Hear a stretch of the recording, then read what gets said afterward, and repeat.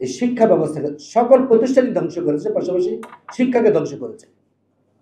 এবং শিক্ষাকে ধ্বংস করতে পারলে একটা জাতি এবং রাষ্ট্রকে শেষ করে দিতে পারবে, সে আলোকে সে কাজগুলো করেছে। কিন্তু এখন দুঃখজনক সত্যি যে এখন একটা প্রতিষ্ঠান ধ্বংস করার ষড়যন্ত্র লিপ্ত রয়েছে। এতদিন শিক্ষা ব্যবস্থা ধ্বংস করেছে, আর সেই ধারাবাহিকতায় প্রতিষ্ঠানগুলো 185 বছরের একটি ঐতিহ্যবাহী শিক্ষা প্রতিষ্ঠান, যে প্রতিষ্ঠানে মামুল আব্দুল গায়েন সাহেব ভুটানের প্রধানমন্ত্রী ছিলেন, মালদ্বীপের, যেই প্রতিষ্ঠানের প্রধান বিচারপতি, যে প্রতিষ্ঠানের পাঁচটি প্রতিষ্ঠান সচিব থেকে শুরু করা অসংখ্য যারা রাষ্ট্র পরিচালনার দায়িত্ব রয়েছে, সেই প্রতিষ্ঠানটিকে আপনি বিলীন করে দিবেন, এটা কোনো বিবেকবান মানুষ করতে পারে? এটা বিশ্বাস করি না। কারণ আমিও ঢাকা কলেজের ছাত্র ছিলাম। পদ্মা সেতু, মেট্রো রেল এবং এলিভেটেড এক্সপ্রেসওয়ে নির্মাণের গর্বিত অংশীদার বসুন্ধরা সিমেন্ট। বুক ভরা আশা দিয়ে যে শিক্ষা ব্যবস্থা পতিত সরকার ধ্বংস করেছে, কিন্তু এইখানে যারা মন্ত্রী পরিষদ, উপদেষ্টা পরিষদে রয়েছেন, ওনার অত্যন্ত সজ্জন ব্যক্তিত্ব, শিক্ষা ব্যক্তিত্ব, সুতরাং ওনাদের দ্বারা এই ধরনের আত্মঘাতী সিদ্ধান্ত হবে বলে আমি বিশ্বাস করি না।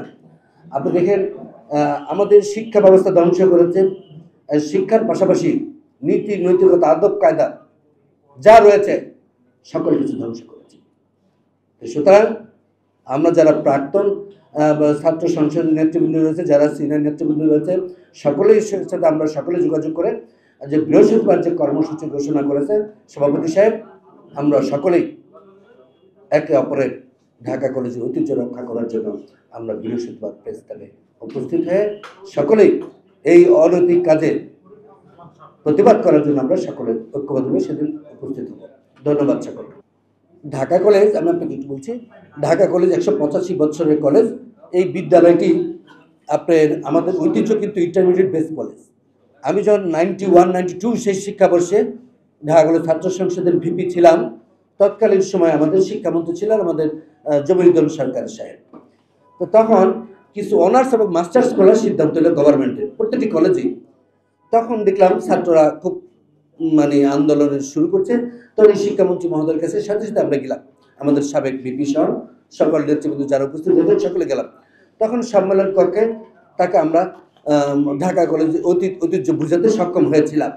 তৎকালীন সময় আমরা ঢাকা কলেজে আমরা যতদিন ছিলাম, সেখানে অনার্স এবং মাস্টার্স যে শাখাগুলো যেগুলো খোলা বন্ধ করতে পেরেছিলাম।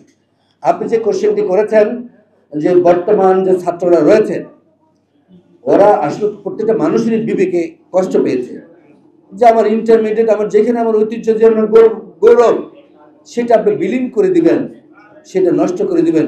কোনো ছাত্র সমাজ এগুলো মেনে নিতে পারে?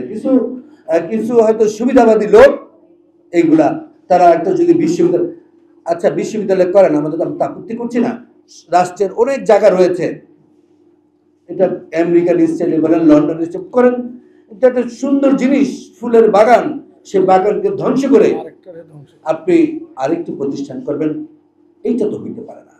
আপনাকে একটা উৎকৃষ্ট উদাহরণ দিচ্ছি, জগন্নাথ বিশ্ববিদ্যালয়। আজ থেকে কত বছর আগে বিশ্ববিদ্যালয় ঘোষণা হয়েছে? এটা কিন্তু এখনো আজকে 25 বছর যাবৎ এই জগন্নাথ বিশ্ববিদ্যালয় কিন্তু হয়তো পূর্ণাঙ্গ রূপ লাভ করেনি। যার কারণে বলছি, শিক্ষা ব্যবস্থাকে পতিত সরকার ধ্বংস করেছে। এখন সেই ধারাবাহিকতা আবার সেই প্রতিষ্ঠানগুলাকে, ঐতিহ্যবাহী প্রতিষ্ঠান, যে প্রতিষ্ঠান আমাদের সোহাগ সাহেব বলেছেন যে ঢাকা বিশ্ববিদ্যালয়কে ঢাকা কলেজের সৃষ্টি। সুতরাং আপনারাও যারা সাংবাদিক রয়েছেন, আপনাদের মাধ্যমে আমরা এই গভর্নমেন্টকে, উপদেষ্টা মহোদয় যারা রয়েছেন, তাদেরকে সবিনয়ের সাথে আবেদন করব যাতে এই ধরনের আত্মঘাতী সিদ্ধান্ত কেউ না গ্রহণ করতে পারে। ধন্যবাদ আপনাকে।